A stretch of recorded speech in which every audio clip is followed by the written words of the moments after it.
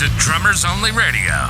Drummers Only is the UK's leading drum shop with store locations in Glasgow and Leeds. Our podcasts are full of interviews, gear reviews, and much more from the unique perspective of a drum shop. The show is hosted by two pasty Scottish dudes who talk real fast. Whoa, slow down there, Braveheart. So here's Chris, the Glasgow shop manager, and Adam, the social media manager. Be sure to like, subscribe, and let's do this. Welcome. Thank you for doing this, man. This is Drummers Only Radio, episode 46, I want to say. Oh, excellent. And it's so good to have you, man. It's been a while since we've seen you. It has been a while. Thanks for having me. When was the last time I was over there? The last clinic was 2011. Wow. Yeah, 10 years ago. But I think you'd come in afterwards with Ted. I did with Ted McKenna. Yeah. Yeah. And I have a great photo of him and I. He showed me stuff on a practice pad. Where did we see that recently? I saw that photo recently, and I can't remember where it was. Was it on Instagram, maybe? My Instagram, probably. Yeah, man. So that's a special one there. Miss him a lot. Yeah, absolutely. I didn't have a mass. I knew him from here, and I knew he's playing. What a player, right? Jeez. Yeah, and actually, I was supposed to see him in like a month after his passing. He was supposed to play the Whiskey there with Michael Schenker. Oh, yeah. But I did see him prior, a couple of years before that. But man, he was like a Scottish royalty right there, right? For real, like legitimately. Yeah. I mean, he played with all the greats, man. Yeah, you know? absolutely. A real loss to the community, a real loss. Yes, it is. So you've had quite the career. 20 years, man. Like you've played 25 now. Is that wow, man? Yeah, wow. So the first tour I did professionally was 1989 with Exodus. Wow. So that's I've got to frame this for you. That's the year my wife was born. Oh, all right. You make me feel especially old. That's great. 31 years. So it's been 30 years because I right after that I was working with Charlie Anthrax tour and Exodus opened up for them on the Headbangers Ball tour along with a Halloween. And that's when Tom Hunting couldn't do the tour. So they seen me sound check, doing Charlie's drums. And they're like, well, we should get Johnny to do it. And I never played that type of music before. That's the funny part. And I watched it and I really appreciated it, but actually playing to it, no. Yeah, no kidding. So I watched a lot of Perry Strickland came in from Violence to fill in for a few shows. And then we had a tour booked. Wow. Without even rehearsing, I had to go up to Oakland, California, and rehearse with them. My drums were sent there, and well, good luck on that. And it went well. And our first gig was in Lemore's in Brooklyn, my hometown in New York. So, amazing. Yeah, man, that was pretty nerve-wracking. But the guys are great. I had such a blast with them, and I learned a lot. I really, it was a challenge for me, honestly. Yeah, was that seat of your pants? Like first rehearsal, kind of never played this kind of music. Just straight in. Yeah, and I just listened like days off on tour, airplaying to the songs and really honing in on it. And I never played like when I had to learn a song, and this goes for any band I've been in, I never actually played my drums. I always airplayed to the songs. Oh, wow. Like I was in the situation and I could change my setup around, in my head. So, I mean, there's got to be a lesson in that for people because that would mean that you're not relying on what the drums are. You just kind of figure the song out. Yeah, exactly. I have it in my head, and I'm just playing like I'm playing live in a concert situation. I've done it as a kid, because I couldn't play at nighttime, so I played in my bedroom with the records very loudly with the headphones on, with like cool lighting, like lava lamps or something. And I was playing a Black Sabbath that was on Bill Ward's kit. Of course, it was the big white, big tom in the middle. So yeah, I mean. It was kind of like that's how I learned a lot. Do you know it worked for me? Stuart Copeland talks about it because what he said is that you never air drum badly, you play it perfectly. So it teaches you how it should sound, right? Mm-hmm. Yes, makes sense. So absolutely. So over the course of all that, then how's your playing changed?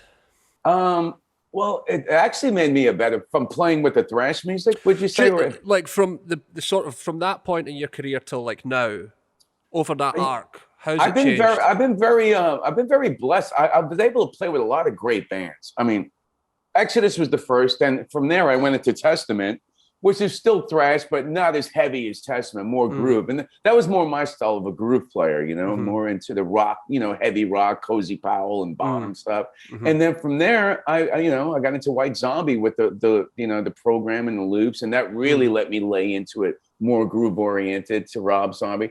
And then Helmet, which I started playing odd time stuff, which was a lot of fun. You know, that was very challenging for me from going from that single bass drums, you know, just a single kick, no click track, no nothing. So it was just very raw and organic. So now I love that, you know, from playing with a click for so many years with Zombie and going into Helmet, that was a lot of fun. And then going into the Cult from there, and you know, I love the Cult. I grew up, you know, I seen them on electric tours. It's so incredible. Like, you know, I'm in this band 15 years later, and I'm the longest lasting guy they've ever had at this point. Yeah, I broke the record. Amazing, congratulations. So Well, thank you. it sounds like it's a bit of maybe this is the wrong thing, but it's like you learn what to take out, or you learn what to keep in, or you know, you just sort of treat each thing as its own thing. Basically, like, yeah, because I came in later a lot of the gigs and drummers prior to that, and I try to keep the songs to the original format, to what they obviously adding, you know, because I hate going to see a drummer who, you know, who replaced one of my other favorite drummers or something, and he played it totally differently. I'd be like, why'd you do that? And I love when drummers can try to, you know, just keep it to, you know, to the songs that we know, the parts and everything, and obviously do your own little twist to it. But you know what I mean? Yeah, there's something in that, because you don't know who's in the audience that's like dying to hear that drum fill. Because and there it is. Yeah. But could you imagine someone playing Tom Sawyer differently? Nah, man, it's like the first thing I thought of was like the intro to Rock and Roll or something. Can you imagine someone that, you know, like you're just not going to do that, you know? It ain't gonna work. No, it's not. You know, they when they were finding a drummer, they went through everybody and settled on his boy, you know, because he knows exactly what to do, you know? That's right. Exactly. And, you know, you join a band like the Cult, who'd been around for however many years before that, those drum parts are kind of locked in. And I really kept it true to like, well, Mark Brzezicki, who's a friend of mine, and like, you know, we did the whole record, all the record basically at this point. We did the Love tour, and Mark came out to man, when we played Royal Albert Hall, it was so great. He wound up playing a couple songs at the encore, and I'm sitting on the side of stage drinking a beer, man. This amazing. I'm watching him play my drum kit, and so I kept it. I mean, Mark's in his own. I mean, I played it as close as I could, you know. But you know, Mark has his style, and the same with Mickey Curry on Sonic Temple, and as well as Last Warner, you know, Electric, you know, just really AC/DC kind of raw playing. Yeah, man. What's it like filling in or joining a band that has a legacy of these great players? You know, is it a nerve-wracking thing? In the beginning, I mean, I just went in there pretty confident. Like I said, I was a fan of the band, as I told you, and I knew the songs, and I kind of knew. And at that point, I really had nothing to lose. I'm like, I'm gonna just go in there and do my best. And but it was pretty amazing when you were jamming and Ian Astbury's in front of you, and you hear these songs singing like, and there's Billy Duffy with his Falcon going, wow, this is incredible, man. But it's exciting, you know. And I pinch myself sometimes when I'm on stage. I'm going, dude, I'm playing with the Cult, man. These guys are legends, you know. So and it just makes me play better, and especially when you're interacting on stage and getting into it. Yeah, and you were supposed to audition for them like '93. That's right. And I was about to say, I auditioned from 13 years prior to getting the gig. My friend was managing them at the time, Ron Lafitte, and he said, hey, they're looking for a drummer. They have this new single, The Witch, which Rick Rubin did, and he sent it to me. I'm like, wow, this is cool, man. I like the direction of it. And I was with Testament at that time, and they were in LA where I was living, and because I would have to go commute back and forth to the Bay Area at that point. Right. And I'm like, this is convenient. And I always loved the Cult. So I'm like, he goes, I think you'll be perfect. You have the sound, the look, the playing, blah, blah, blah. So I learned all the songs. And like I said, I was really confident. And my friend drove me to the audition. And remember, this is before cell phones or anything, right? It's a hot day in summertime in LA. Driving me to Third Encore Studios. He drops me off. And so I was like, oh, I'm here for the Cult gig. And the woman, oh, they're not here. I'm like, what? What do you mean? No, they're done auditioning. I'm like, how is this possible? So I had to find a freaking payphone, you know, find some train so I could call my friend, like, what's going on? I'm at the audition. He goes, I have no idea. Those guys are in their own thing. But you know what? It was meant to be, because if I would have taken the gig at that time or gotten the gig, I wouldn't have been with White Zombies. So you Yeah, right. timing is everything, man. I've been very lucky and fortunate to be at the right place at the right time. Yeah, is it when opportunity meets hard work or something, that kind of thing, that old Yeah, saying. no, absolutely. Yeah, there's gigs that like just recently I auditioned for. Well, just not audition, but kind of jam with some really cool players. But I just felt like it was great, but it wasn't my thing. I mean, if I wasn't doing anything, it would have been great. But I already have a couple different things right now. And I'm like, you know what? I feel comfortable where I'm at. And, Yeah, for sure. someone else will get it and they'll be really happy that they got that, right? Yeah, right. Plenty of drummers that need gigs. Right? Absolutely. Yeah. So I was reading about what people have to say about your playing, and you've been described as having sort of power and finesse. Is that something you've always worked for? Or is it something that came naturally? Like, how would you go about that, working naturally? on that? I mean, just growing up with the guys I did, Bonham, Cozy, Bill Ward, I wanted big drums, loud. I just, and competing with my friends when I was a teenager, they were so friggin' loud, and I had to play as loud as I could. And it just became like a natural thing to me, like very athletic. And then from there, then later on, and especially with the cult, it really taught me how to play more finesse. Because I was always just a pounder, where Billy's more melodies and just lighter playing. And at the end of the day, it saves you, man. Right. I'm older. It saves my hands. It saves me from calluses. And when you have a good sound, man, they just turn it up. I'm not saying playing very soft. I'm never going to play like that. But there's moments where then when you take it to that level, you really overdrive. And then the finesse, that's where that comes from, I think. Would you get the practice pad before the show and warm it up, and so that when you hit the stage, you're not tense, things like that? Yeah, usually I do. I'll hit the pad for like good 15, 20 minutes. And sometimes I won't. It depends on my mood. And obviously do the stretching with the hands and the arms, loosen that. And definitely in the forearms, I do that a lot. Like acupressure, it really helps from any cramping and whatnot. So definitely. I think so much of that gets overlooked by guys, man. They don't do it enough, or you have to. Right? So especially the older you get, and hydration is a big key too, man. Really? Because that's when you get tight if you don't hydrate. And I do electrolytes before I go on stage. Oh, really? For real? I do, yeah. Ah, I have cool. my water thing on stage, and Yeah, so. I've heard Carter Beauford drinks salt water before he hits the stage. That's great. You know what? I mean, there's a lot of things. Who used to drink was Vinnie Paul used to drink pickle juice. Really? And that has a lot of electrolytes. And wow. I was on this bus one time. For him, I think it was because he was hungover, to kind of get the, kind of fun Pantera boys. And he goes, try this. I'm like, whoa. And all of a sudden, I like it. I'll just grab a pickle and I'll start downing some pickle juice. But it's good for you. Yeah. I mean, everybody has their thing. There's a company my friend works for called HDX, and they make a great product. So, yeah. You got to do my scoop every day.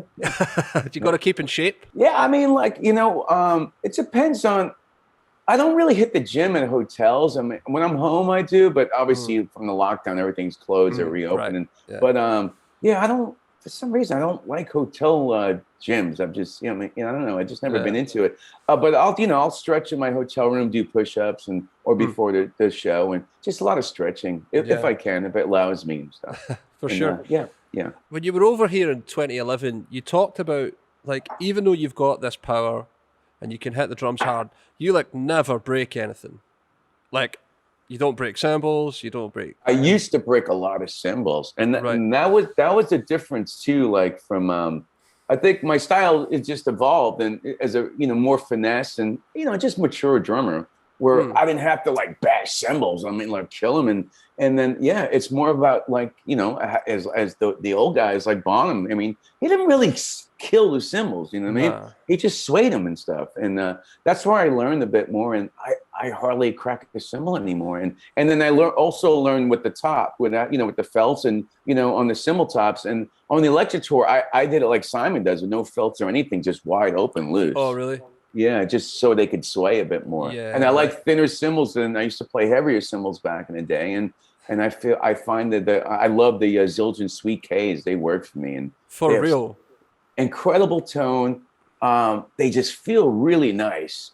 Just laying into the cymbal, and they just have a lot of flexibility. I just absolutely love that cymbal. Yeah, when they came over to the UK, they've just blown up. People love them. I'm so glad Zildjian brought them out, because we sell the Sweet Ride, the Aveda Sweet Ride. It sells like nothing else. Yeah, it's a great ride. I have one. Yeah, man. But everybody was like, are they going to make it in K? Are they going to make it in K? Are they going? And then eventually, they are just so good, man. They've been so bad. They sell so well. Yeah, I use the K medium ride because I like the ping on that one. For sure. And I have the Sweet Ride. The Sweet Ride's not great. And I just did something from a little video thing, on the like the odd sizes because I like odd sizes and 15 hats, like 19 crashes and stuff. Those are like my favorites.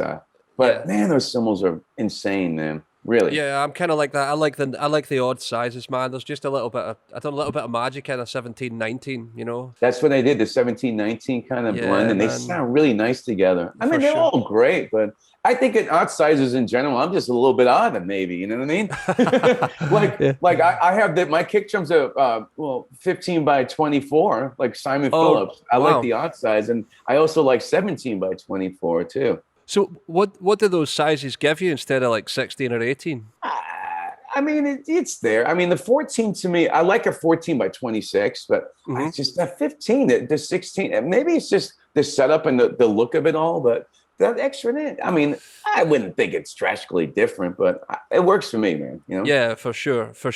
Do you affect how you tune them then when you change the sizes like that? Yeah, a bit. Like when they're more shallow, I could kind of like tune them down a bit more, where like if they're like, I do have 18 depths on them, so I like to tune them a bit higher to get more response out of them. Yeah. So on the shallow sizes, you could definitely get that real slap out of them. Yeah, it was Bonham did that, right? He tuned them high. And I believe Bonham, his first maple kit was a 15 by 26. Wow. Okay. I believe that was the size. Yeah. Wow. Yeah, because they used to tune them different back then. He tuned his stuff super high, man. Like his bass drum with nothing inside of him. Yeah. And I have an acrylic Ludwig 74 amber, like the real deal. And I tune it high, and you could hear that sound with the clear black dots. Oh yeah, it's the bottom. You have to have a Speed King pedal though to do it, man. They've just re-released them. They've brought them back. They look really nice. Yeah, I have an old one. My brother just got me for my birthday last year, an old Speed King. Does it squeak? Oh yeah, you gotta have the squeak, man. Yeah, man. Put a microphone down beside it when you record it. Oh yeah. I love it. Get the tin can. Let's go. So, when you've taken over the chair in any band that you've been in, has it been difficult to win fans over? Like because the metal fans can be like. I don't think so because I think I've been real fortunate. Like I said, working with Anthrax and knowing the guys, and I knew the guys before in Exodus and Testament, and I think the fans seen that like we're buddies and all, and maybe they just and then again, I'm not going to play like Tom Hunting, but that's a very difficult drummer to copy or just emulate.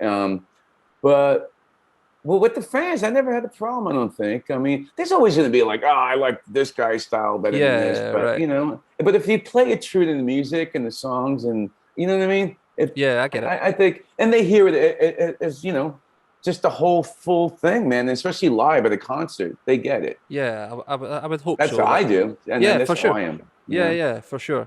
You were a drum tech, right? That's what I'm saying for Anthrax. That's how I got the gigs. I was Charlie's drum tech, and Exodus opened up, and as well as Testament, they both see me sound check. That's how I started my career, basically. So what did that teach you about playing live or recording? Did you learn a lot by doing that job to take forward? Yeah, and just watching Charlie, and besides even live and seeing how he kept himself in shape, and and it's pretty vigorous doing that style of drumming, and Charlie handled. I mean, I would hand him a towel, he wouldn't even be sweating. Like, how do you do this, man? He'd be like dying up there. But besides that, in a live situation, also in the business sense, I watched how he controlled everything, and I learned a lot from him, as a drummer. Do you think that business thing's missing for young guys just now? Yeah. It's a whole different time, man. I mean, there's so much it's great. I mean, where you have these tools, like you could, do lessons and whatnot on Zoom and, recordings. And I mean, it's incredible. For me personally, I like the one-on-one situation. Yeah, I think it's being in the room with players and just feeling it and interacting and all. So. Yeah, I mean, well, if you're teaching a lesson, you can hear how they make the air move if they're playing a groove and how it feels really differently. Right. You know, it's absolutely, yeah. I think it's tough to do it all across like this, man. You know, yeah. But I mean, we had no other choices, really, right? I mean, no, it's a great thing to have. And doing this, I mean, like, come on, man. Oh yeah. I mean, yeah, this is like.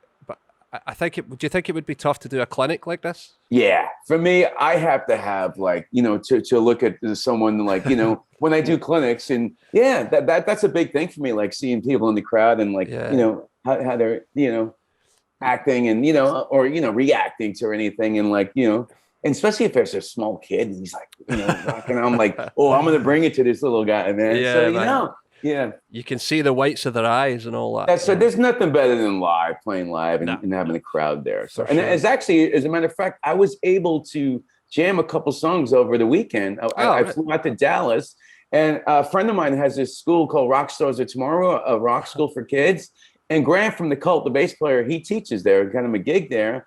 And then Bumblefoot and Jeff Scott Soto were doing a clinic. Wow. So Michael, my friend's like, well, Grant said, like, you guys should do a jam. So at the end of the clinic, we jammed a couple songs. And, you know, amazing. I played Ozzy Crazy Train and then On Fire Van Halen. But it felt good to jam, and people loved it because they haven't seen anything in a while as far as live music. So that was nice, man. Yeah. Oh, good, man. Yeah, I hope it comes back. I don't know that it'll ever come back the way it did or the way it was. I don't know. But things are actually opening up here. I'm not sure how is it out there right now? Well, it's funny you ask. We actually got to open the store this week on Monday, like for the first time since December. Holy wow. Yeah, so we've been online. We've basically been an internet store for the last 4 months. Wow. So, and you know, it's been great because we've had tons of people come in because there's still an appetite to come and see drums, man. The smell, the look, the feel and touch them. Oh, yeah, man. Like, good for you guys, man. People don't want to buy cymbals on the internet. No, you have to hear them, man. Especially a Zildjian, too. You know, they're all different. So you have to play them all. But no, that's great, man. Yeah, things are really opening up out here. Like, we're almost on the yellow tier next week where we might be...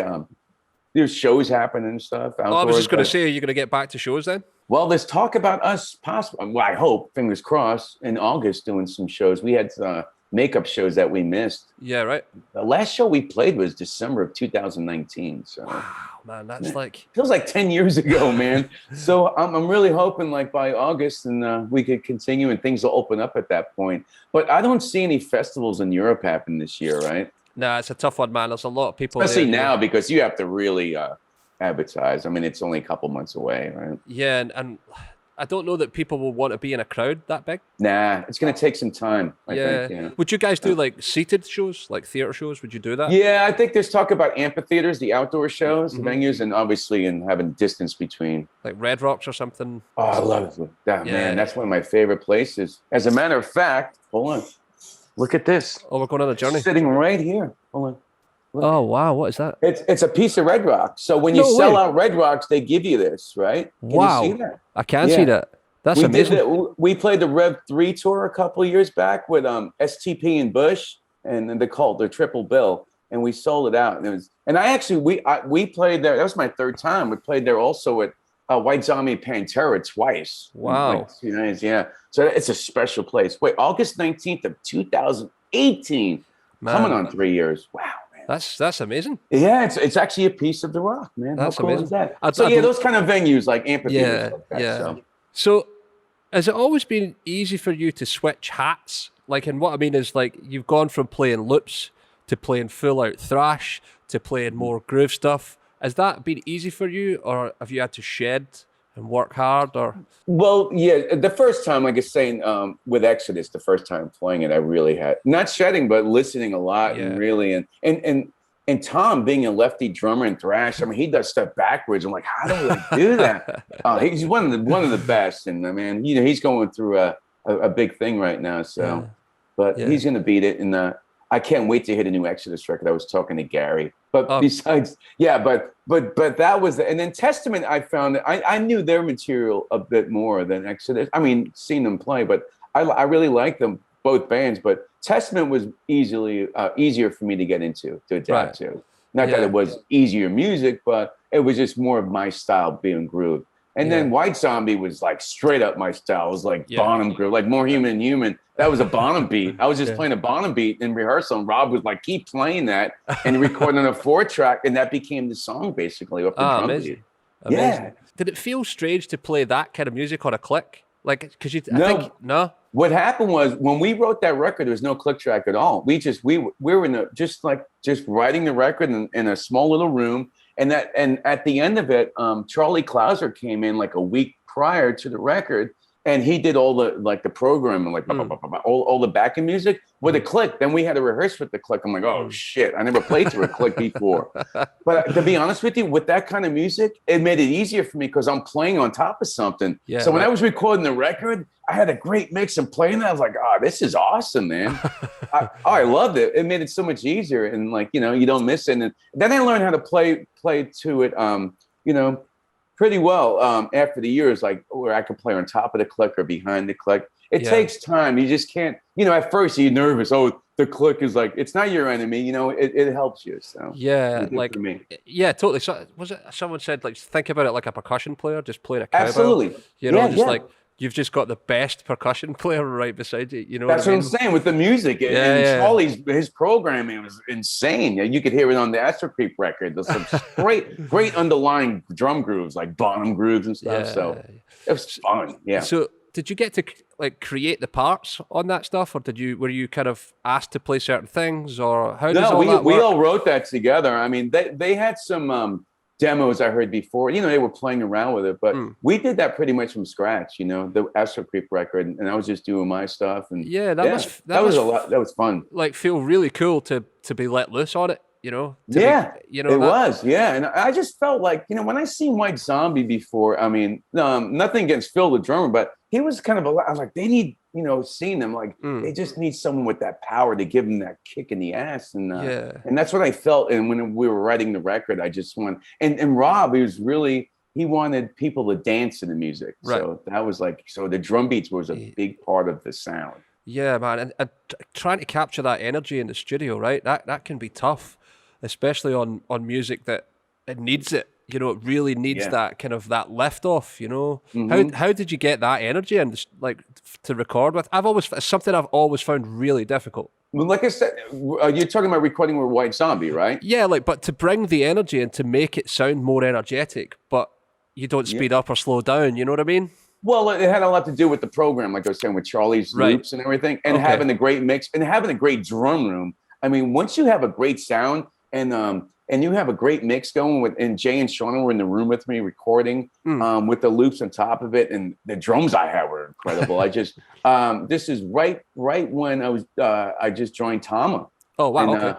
And Jeff Chonis, he was the owner of Drum Paradise, and he brought down a Star Classic prototype kit with Grand Star lugs, and the bass drum was Simon Phillips's white Art Star bass drums I recorded with. Oh wow, man! Yeah, so that's pretty cool on that record. And then he had a Bell Brass, the '80s Bell Brass. I'm like, I have to get one of these. And so, and going into recording in Energy Studios, and just, you know, when you walk in there and you sit behind the kit and you have a sound that's like so big, and you just feel it, man. It goes through your bones, you know what I mean? and I just bring it out, and you give it your best take, man. You know, yeah, man. Give it all you got. Even when you talk about it, it just brings you to life, man. The whole I know. thing. I want to do it again. I'm usually like the first take, but you do a second one. I'm usually good for the first 2 takes. You know, after 3 or 4, but. Like, I just did a record with Rob Caggiano. Do you know him from Anthrax? Volbeat guitar player, producer. Right. So we have a project. It's really metal again. I wound up doing it in October. I flew to New York, and during the lockdown, but I was able to fly out there, and we locked ourselves in the studio, and I can't wait to hear this record. It's like something I haven't done since like Testament Low record, and a lot of double bass. But this guy killed me. He won like 10 takes. I'm like, you're lucky this drumstick doesn't go through the glass in the studio there, man. Oh, man. Absolutely beat after that, right? Yeah, no, it's cool. But, I mean, if you capture the thing, but you want to grab that energy as well. Yeah, man, that's hard. Like, I've always struggled with that. So it's kind of interesting to hear you talk about it. Like, after about 4 takes, we out, we done.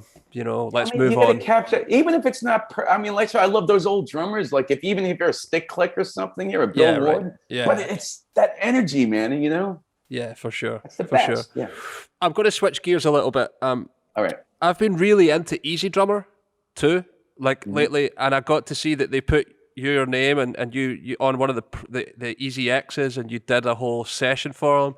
That must have been so cool to do, man. It was, and it was very tedious, by the way. Yeah, right. I've heard that. I've heard like hit the snare drum, hit it again. But yeah, but when I'm bringing 12 snare drums in and like, 12, 14 cymbals and 3 drum kits, like Yeah. each one, like the hi-hat, with your foot is, heel up, heel down. And I'm like, oh man. But you know what? It turned out great. And people love that program, man. They do, because it's just super easy to use, man. It's super, and you've got your own signature snare in there. Yeah. So that's got to be cool to know. Like people are or they're picking your drum. It's great, man. And people send me like their songs, like, dude, I use you. It's like you playing in my band right now, and it's so great to hear. And like and the stuff that people are coming up with it's pretty cool, man. Yeah, it's pretty serious sounding now, man. They can make it sound like. Oh, well, we did it in the drums were recorded at Henson Studios, which was the old A&M studio, right, and that man, drum room, right. I did the Testament Low record there too. Wow. Okay, so it's like going home, right? Yeah, and Anthrax recorded there too. I've been there a million times, but it's one of my favorite studios, so that was a pleasure. And then work with Andy Seana. And that's it. I was trying to remember his name there. I love Andy, and it's the work with him was a pleasure. And those guys are just awesome. As a matter of fact, I just recorded a song that my brother wrote for Graham Bonnet's new solo record, right? And my brother wrote the demo with my drums on Easy Drummer. No way. That's just yeah. He came over the house. We jammed on my Roland V drum kit, and I recorded it live at my friend's studio. And it's really cool because my brother's like very Michael Schenker. Oh, really? The Graham Bonnet Schenker thing. Got some chops. And I brought a bit of Ted in there. Ted McKenna. I had to give him a little, you know what I mean? Yeah. It's your duty. You have to. Yeah. It must have been cool working with. Was that the second or third time you'd worked with Andy? You'd worked with him before, right? When you did that project? Well, no, it's the first time. He mixed the Testament record that I recorded. Oh, okay, right, okay. So I never recorded in person with him, but this was the first time, and we just had a blast. Man. Yeah, I love that guy. I think if I remember, I watched the documentary thing, and he asked for you, right? Is that yeah? Which is because he knew I had a lot of drums. And on top of it, I played different styles of music. Yeah, and he obviously, if he mixed that record, he knew you're playing. It was like, I know that this guy is the guy for this, man. Yeah, I was really nice to him to think of me. So yeah, brilliant. What is the best piece of advice you were given as a young drummer, and how did it shape your career? For me, just listening to music and buying and different styles of music. And then when I got older, I was really fortunate to study with John Spina, my first drum teacher, and when I was like 14. And he took me to a lot of shows when I was really young. Like I seen Steve Gadd play at like 14, 15. Wow. I seen Weather Report play with Jaco Pastorius. And so I seen a lot of fusion and stuff. My first concert was David Bowie in 77. I was 12, 13 years old. And so I've seen a lot and going to shows and just meeting people and, just getting that feel. When there's nothing like seeing a live show. And for me, I remember going to see Jethro Tull when I was 15 at Madison Square Garden. Nobody wanted to go, so I went by myself. I asked my mom, like, "Hey, can you give me some money?" And I took the train all the way downtown, and I scalped the ticket by myself. Right? Amazing. And I'll never forget this. And I was like, I bought a shirt outside, and I was the first person in line. And I ran up to the Madison Square Garden inside, and I was sat behind Barry Morballo's kid. I went behind; it wasn't covered. The blue Vistalite giant kid, and it was Terry Bozzio opening with UK with his Rototom. Wow! I'm like, what is that? And anyhow, it blew my mind. I'll just never forget. The next day, I woke up at 9 a.m. I ran over to my drum teacher's house, ringing his bell. I think the best thing ever. So, like, seeing something live, it just, oh man, it changes you, man, and you want to see more and more. So, I would have to say, studying and going to see shows and just listening to music, different styles, and just broaden your horizons, man. You can really tell how passionate you are about it because it comes across, man. What's been your favorite show you've ever seen then? Wow, there's so many of them, man. Well, Bowie has, that's my first one with Dennis Davis on drum. What tour? That was live stage, which would have been like station to station, basically. Fame and TBC 15, all the good stuff. And I remember, I'll never forget because we had seats on the side of Madison Square Garden, and he had the North drums, but with Tama, like regular floor toms and bass drum. Then he had these two big swish cymbals above the floor toms, and you could hear it like on Heroes and stuff, and it's still implanted in my head, like seeing that show, and we became friends, man. Like, wow! I met. I'll tell you a quick story if you have, all the time, one of my best stories. So, my buddy Marco Ciccoli, he was a Vic Firth rep, and back in the day, but everybody knew Marco, and everybody would go see Marco at Manny's Music on 48th Street. And he was and then I think I went there at the time I was going to do the David Letterman show with White Zombie or Rob Zombie.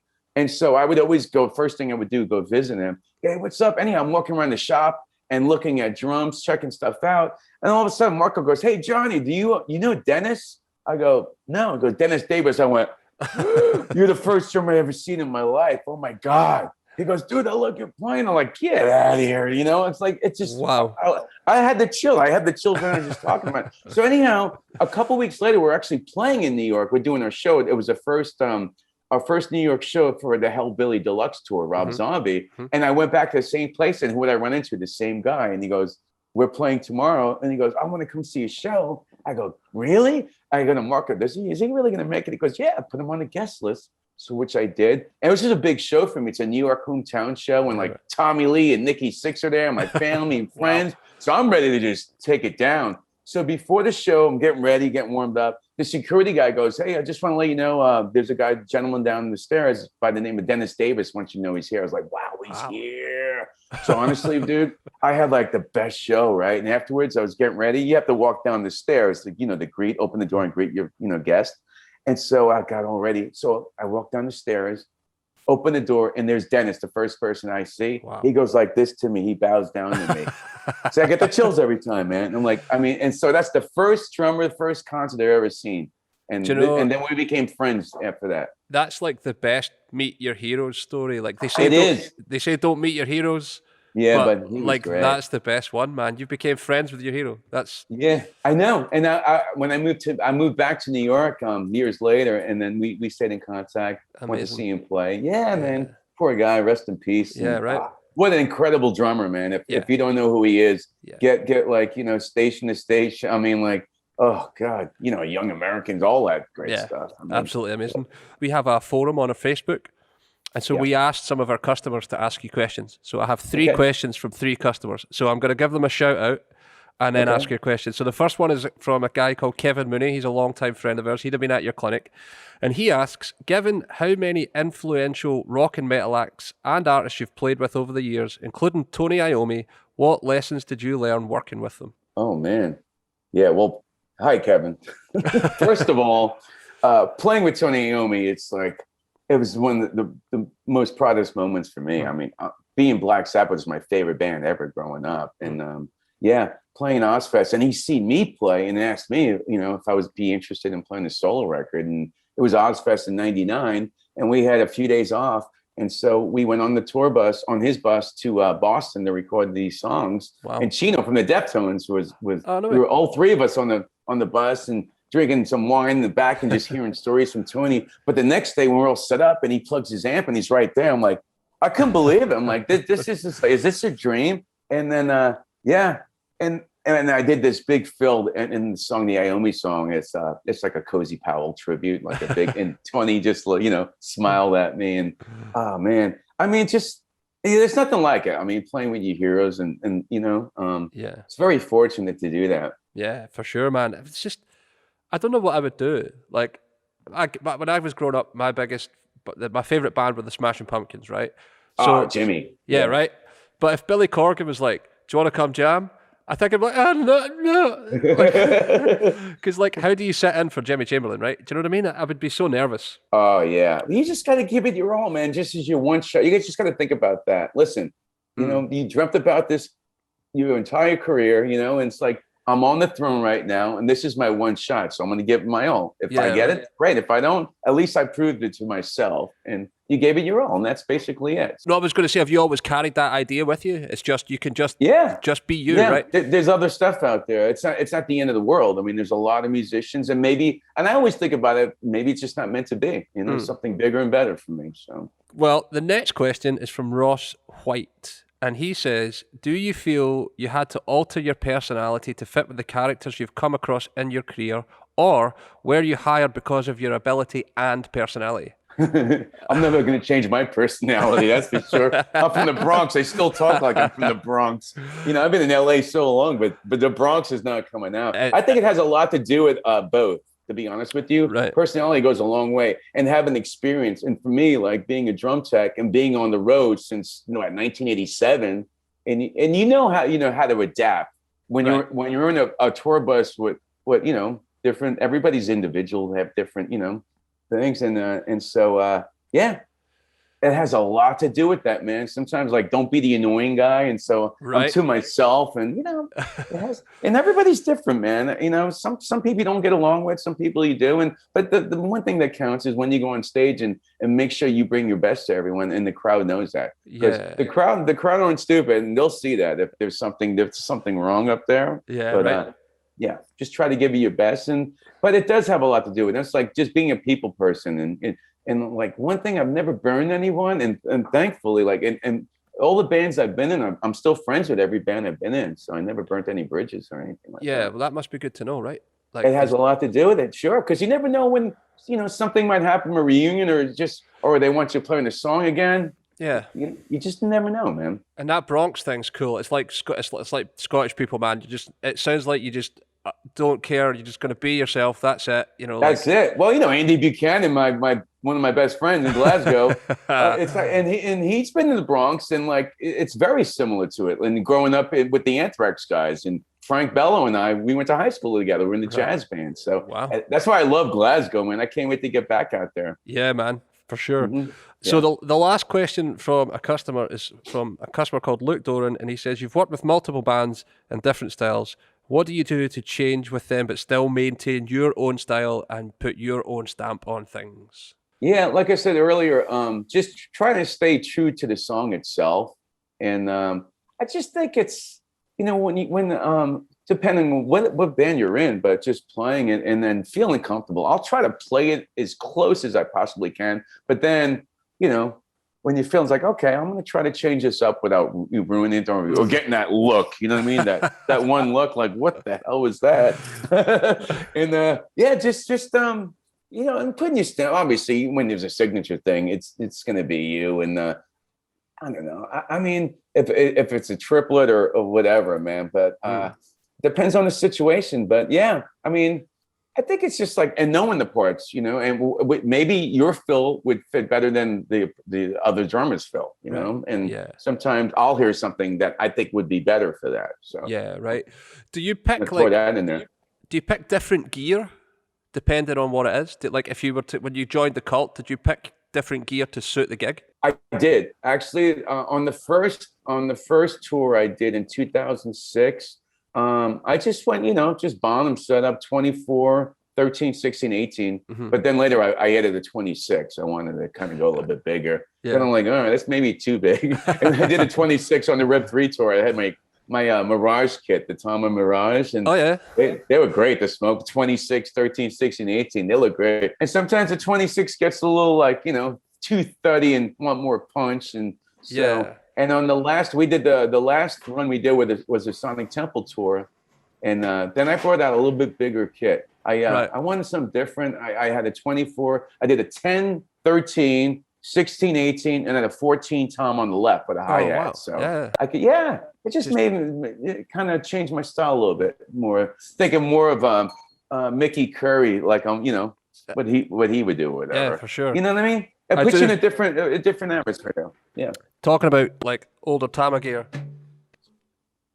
Oh, wow. That's an oldie. Yeah, it's made in Japan as well. It's a Royal Star. So I think it's not too dissimilar to something Copeland would have used. Yeah. I don't know my history, but I know that you're a big Tama guy. So, and that was sitting like right there. So I had to. That's awesome, man. That's old school 70s. I have a nice old Imperial Star kit I picked up. Oh, really? From a friend of mine. He worked at this drum shop in Kansas City, and it's clean. It was an 8, 10, 12, 16, 22. Wow. And like $400. I'm like, oh, dude, send it over. You know what I mean? Yeah. So I bought it. And all of a sudden, it just added. You know, a friend of mine had a 24 I got, then a 15 tom, then an 18 floor tom. And so basically my kit now it's like a Nico McBrain kit. It has a 8, 10, 12, 13, 14, 15, 16, 18, 24, and a 22. Oh, wow, man. That's a big set of drums. And I had 2 18s, and Joey Castillo was looking for an 18. So I'm like, I traded something for him. So he's happy. I'm happy. We're all happy. So yeah. Do you love like old school drums? Is that a thing? I do, yeah. I just everything in general, man. I mean, I love old Sonars, old Ludwigs, Gretsch. I love old Premiers. Yeah. I mean, God, just Rogers. Yeah, I go on Reverb sometimes, geeking out, but I have too much stuff. I'm like, no more. And I'm ordering a new kit soon. This is gonna be a big one too. And you guys have got like Drum Paradise, so that must be great to just go and hang out, see all that old gear and stuff. Well, yeah, and there's a few places. I haven't been to Drum Paradise in quite a while, but I just go to Pro Drum. Pro Drum. That's the one I was thinking of. I think. Yeah. Drum Paradise is more of a rental, but Pro Drum is 10 minutes from here in Hollywood. And hang out with the boys. And you could spend hours in there. It's like a kid in a candy store. Yeah. And that's the closest thing I had from being in New York, going to Manny's Music and stuff back in the day. I mean, the Buddy Rich's kit's on display up there, man. And you see all the old photographs, all the drummers. It's really special. Sometimes we need to remind ourselves how important that is for the youngsters when they come in the store. Yeah. The first time you go in a drum store is actually quite a big deal. For me, and I was just talking to my brother about this. The first time I went to Manny's Music, I was 12 years old, 1976. It was when it was during Christmas time. All the lights were out in New York City. And my brother's godmother brought him and I, we took the train down. And I remember seeing Manny's Music, and at the time was all Ludwig Vista lights, and they had the Tivoli kit with the lights, and I was like freaking out, man. I ran inside the store, and there's Ludwig kits. And I'm like, and ever since then, I'll never forget that day, man. And that was it. Yeah, absolutely, absolutely. So the music store, when I see music, I just it brings me back, man. Your store as well, man. Just any music store, just being 12 years old. For a guy of your caliber and your career and your history, it's really nice to hear because you can have whatever you want, right? Mm-hmm. Like all you have to do is phone your Tama guy and be like, let's look at some new drums. But they're like, no more. You have enough now. But it's like you still value that, Absolutely, yeah. I mean, that's the thing. It's like, oh man, I remember being a kid, seeing like, wow, these guys get everything for free, and like, wow, man, and you have to buy it. But you know what? And honestly, when I buy something, you appreciate it more. I mean, it's great. Listen, I'm not going to complain getting nice, great gear from my companies, but if I buy something older, such as a pedal, I've been like collecting pedals for some reason. I don't know why. My friend has a drum store in Oceanside, California, called Drum Flip, and he has a lot of used stuff. And like, wow, I remember having that old Yamaha pedal or Pearl pedal, and I have to have it. So it's, but it just brings me, I think what it does, it brings me back to when I was a kid, and sometimes I have old catalogs, and I'll just flip through it. And it's like anything, like when you hear a song, it brings you back to that place, right? Yeah, it's exciting. It's exciting. It is. And I just think it just does that for me, man. Good. Yeah. Well, if people are looking to find you, apart from your website, what kind of social media, where can they find you on the internet? Instagram's probably the best. Well, Facebook, John Tempesta. Instagram, John Tempesta. I don't do Twitter or anything else like that. It's just your name. There's nothing else on there. John Tempesta. And before I go, I want to tell you about we just finishing our mixes for the Motor Sister record. Oh, amazing. My other band. That's with Scott Ian, his wife Pearl, Jim Wilson, incredible, and Joey Vera. Amazing. Armored Saint, Fates Warning. And we're really, really proud of this. I just finished my drum tracks right before the lockdown happened out here. When does the record come out? Well, we have a few more mixes, so we're going to discuss this tomorrow, actually, for Jim's birthday. And, great. Work out a plan, have the artwork and photos and get the vinyl together. So I'm really excited for everybody to hear this. It's a really cool record. Amazing. And we recorded at Dave Grohl's studio. Oh, wow. Drum sound great. And I used all the sweet Ks, my Tama Star Walnut kit with my snare, and massive, man. Sounds great. Be sure to send us a link when it's out, and we'll share it, and we'll let people know, man. I definitely will. Yeah, do that, Absolutely. man. Listen, thank you so much for coming on. Oh, my pleasure. Great talking to you again. You too, man. I hope to see you guys again soon, man. Yeah, if you make it back over at any point, just come and see us, man. Absolutely. All right, brother. Have a good one. Take care. See you, man. Guys. Thanks for listening to this episode of Drummers Only Radio. You can find us online at www.drummersonly.co.uk. Drop us a line. We're on Facebook, Instagram, Twitter at Drummers Only UK. Make sure you subscribe to the podcast. We're on Apple, Spotify and YouTube. Any questions? info@drummersonly.co.uk is the email, or if you need leads, it's leads@drummersonly.co.uk. Thanks again for listening, and we'll see you next time.